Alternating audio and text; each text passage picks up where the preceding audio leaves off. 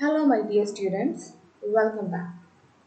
So, it has been a long time since we engaged an online class. From 24th May onwards, your semester classes are going to commence. So, before that, we have to finish a few portions from semester 1. We were discussing the play written by Henrik Ibsen titled A Doll's House. We have completed the first act in detail, but the second and the third one is remaining. Two acts we have to discuss. So I think instead of reading those conversations, that means the play, I would like to brief the play in detail without the help of any PDF document or anything else. I hope you all love to listen stories. So as a story, I would like to narrate the story to you because from the feedbacks given by a few students, I came to know that you would like to know the detailed summary and you couldn't follow some of the portions when I'm explaining the scenes in detail with the help of that PDF of that one acting. So the prime focus I have to given on whether you know that story or not. So my responsibility is to make you understand the story and make you realize the basic concepts and themes discussed in the play. And it is your responsibility to read the play in detail. So this is the same which is prescribed or suggested in the syllabus too. Okay, so without wasting our time, I would like to narrate a beautiful story of Nora Helmer. Why I am saying it is the story of Nora Helmer? Half of the story is revealed to you because we have already discussed what it is. The protagonist of this play is Nora Helmer, a female character. That is one of the primary things that you have to notice. Okay, so I will say that this is the story of Nora Helmer. Though there are some other characters in the play, she is the most prominent character. Who are the other characters in the play? Do you remember? The first one is Nora Helmer, and the second character is Nora's husband, Torvald Helmer. Then comes the three children of this couple. They were blessed with three children and they have a maid too. Her name is Helen. And another character is Dr. Ram, a close acquaintance of Torvald. Also, he is a regular visitor. So, a close family friend of Torvald and Nora. And another character is Christine Linde, a friend of Nora, whom she spent her school days. Okay, Christine Linde. And the another important character is, do you remember that person? Yes, Crockstead, an employee in a bank, and he has some relationship with this family. So these are the main characters. Only a few characters are there in this play, but all the characters have significant roles. Or all these characters play a significant role in Nora's life. This is how you have to understand the story. And another character is also mentioned. Two more, not only one, two more characters, but those characters is no more. One is Nora's father, and another is Christine Linde's husband. So the reference to these persons are there in the play. So these are the characters. Do you remember what happened in Act 1? Yes, the Act 1, it opens on a Christmas evening, and Nora, the beautiful housewife, she enters her house with a lot of packets in her hand because it is Christmas and she has brought a lot of gifts for her family members. She was very happy and she was excited to celebrate this year's Christmas. Why? Because in the last few years they couldn't celebrate it properly because of their financial difficulties. But this year's Christmas and New Year is special for her because her husband, Tower, he was earlier a lawyer. At that time, he couldn't earn much. Now, he is appointed as the manager of a bank and he is going to join in the bank in the new year. So she is very excited. She is very happy for her husband. So she decided to celebrate this year's Christmas, isn't it? So she brought a lot of gift items. But have you noticed? She didn't buy anything for her. When Tower asked her, "Hi, my dear Skylark, don't you notice how Tower is addressing Nora? My squirrel, my Skylark, my little bird. How romantic he is, isn't it? Don't you feel like that? Yes. This is the way in which he is addressing Nora. So initially we feel that what a happy family it is.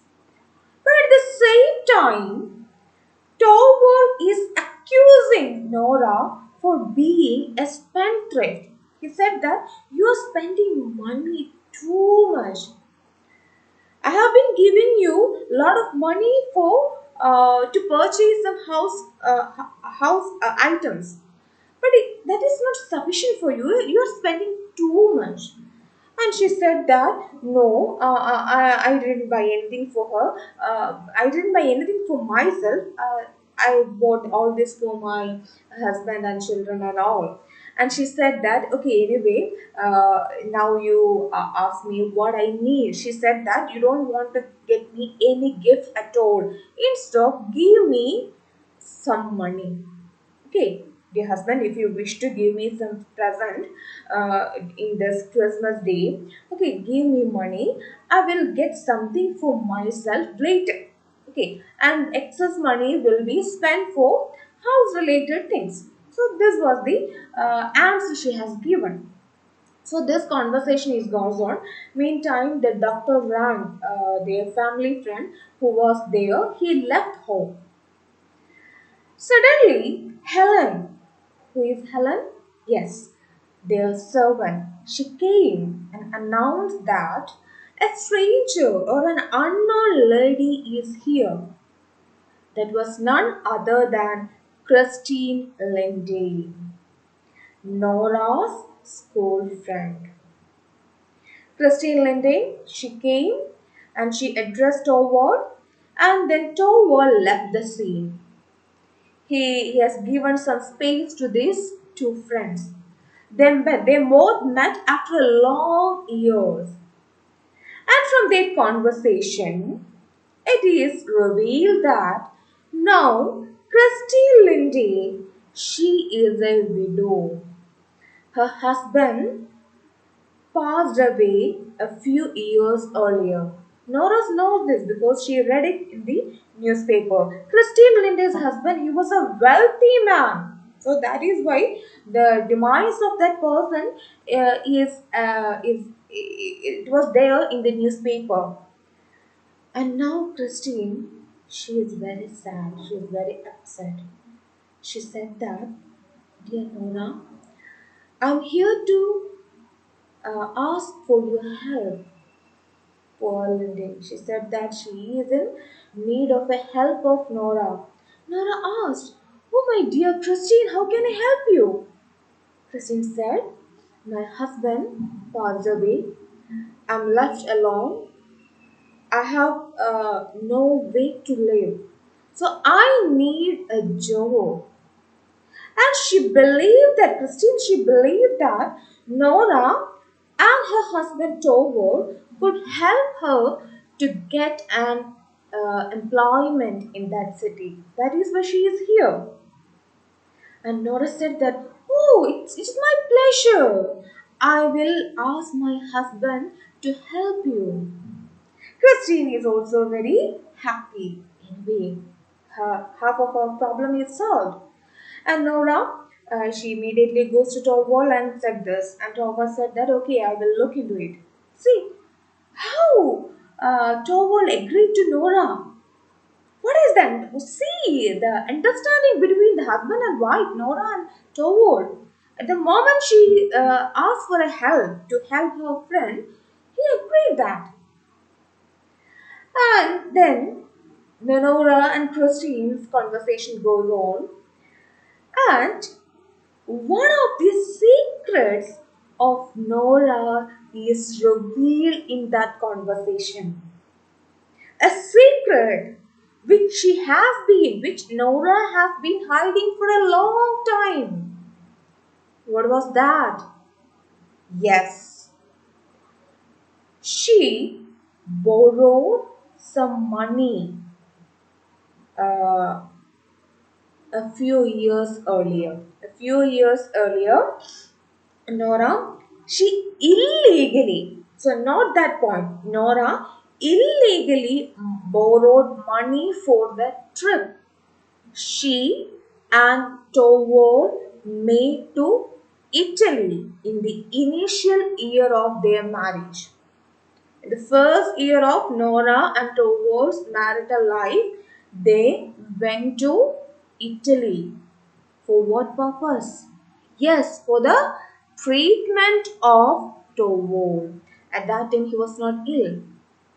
So she was in need of money. So she illegally borrowed money from a person, but she didn't reveal that to Togo. Maybe she don't want to make him low.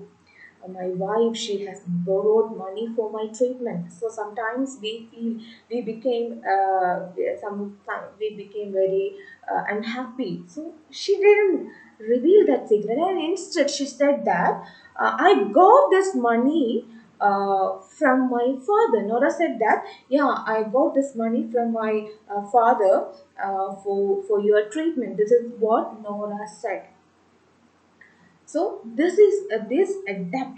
The debt of Nora is not known to Tova, and she also said that she has been repaying her debt regularly, and soon it will be repaid. So that is why she is spending too much money. She couldn't, the fund provided by Tovol is not sufficient for Nora to look after the household things.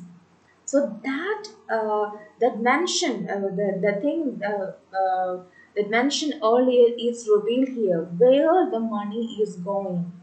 So she is repaying the debt. And at that time, the other character, the Crockston, appears in the scene. Why he came? Crockston, who is Crockston? Yes, he is a low level employee in the bank. Low level employee means a clerk in the bank where Tovol is going to be the manager. Though he will join only in the new year, already the bank officials have given him all the power. So he started working there unofficially. So here, Crockstead is here to meet Tovo. So at that time, when Crockstead came, Dr. Rank was also there. So seeing Crockstead, Dr. Rank commented that Crockston, he is a morally sick person. Dr. Rank didn't like him. And they both met. So, do you remember what was the purpose of Crockstead visit?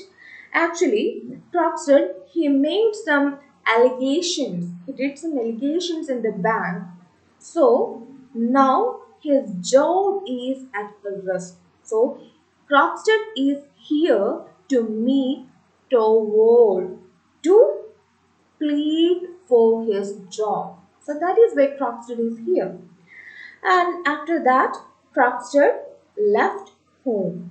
After meeting Torvald, Crockstead he left the home, and followed by that, uh, Torvald he came out of the study. He came out of his room and immediately announced to Christine Lindsay, Christine, you said that you need a job and I have to help you. Christine said, yes, yes, Torvald, you said that you will help me. And Torvald said that, okay, you have a job at my bank. You can join. So Torvald, he has decided to provide Crockstead's post to Christine Lindsay. So which means that Torvald is decided to throw Crockstead out of his job for the corruption or for the allegation he has done at the bank. Then after that, Torvald, Christine Lindsay, and Dr. Ram, they went out for a walk. The trio went out. And Nora, she was left alone with her three children and the maid. Immediately, Crockstead, he came back. And it follows a conversation between whom? The conversation between Nora and Crockstead. And Crockstead requested Nora, please use your influence. You are a lovable wife. Please use your influence upon your husband and ensure my post at the bank. And Nora refuses. No, it's not possible. How can I interfere in my husband's professional matters? So Nora refuses. No, I can't. It's not possible. Then they reveal the secret of Nora. Crockstead points out that he has in his possession a contract signed by Nora, a valuable proof to prove that Nora has made a forgery of her father's signature. So, it was from Crockstead Nora borrowed money earlier. So, usually, when we borrow money, we have to give them some consent. So, some guarantor should be there. So, at that time, she said that okay, my father he has a lot of possessions, so I will make him a guarantor. So Crockstead has given her a lot of documents, but she instead of make her father sign the document, she put her father's signature.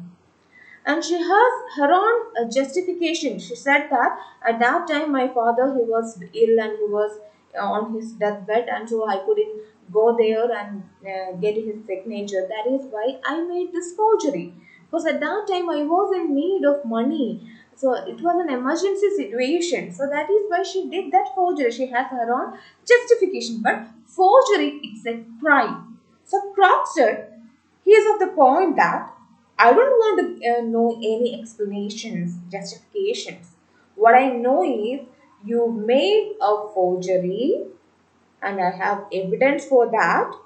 And if you don't help me to retain my job at bank by influencing your husband, I will show this proof of your forgery to your husband. He threatened Nora. So that means he started to blackmail Nora.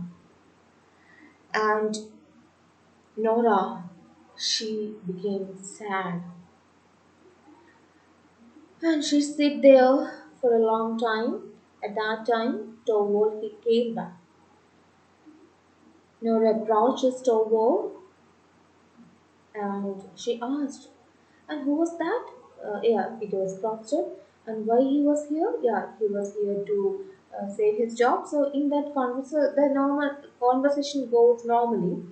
And finally, Nora tries to convince her husband.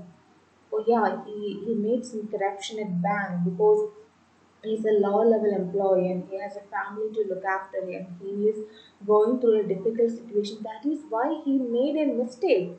So why you are trying him out of the job? Give him another chance. So this is how she's trying to convince her husband. But Torvald, he was adamant and he said that no, I won't do that. I'm a new manager. So if I give him a new chance, if I give him another chance, I have no assurance that he will not commit the same thing again. So he is not ready to take a risk. He said that no, he will not be in that post anymore. Torvald decided and he was adamant. And he also declares that Crockstead is an immoral man. And he also said that physically I feel ill in the presence of such people. So, being the manager of that bank, I don't want to work with such kind of immoral people. So, I have decided I will throw him out of job. Okay, so this is how the conversation or the Act One ends. So before the ending of Act One, there was a conversation between this the husband and wife, and where he said that where Towel is of the opinion that if someone said some lie, we should not be forgive him. So it makes Nora tense. So this is how the Act One ends. Why I why I have explained the Act One once again is for the sake of you, for the sake of the entire class. So otherwise it will be difficult for you to follow the rest of the story. Okay, so this video, which stands for around 25 to 30 minutes, it is exclusively the detailed summary of Act 1 of the play titled A Doll's House. Okay, I hope this much is clear to you. And rest of the story, rest of the two acts will be explained in detail like this in the following two videos. So you have to watch the three video lecture fully to understand the story. Okay, then I will give you a written summary of this play. Don't worry about that. Okay, so with this, I am ending the first video lecture. Thank you.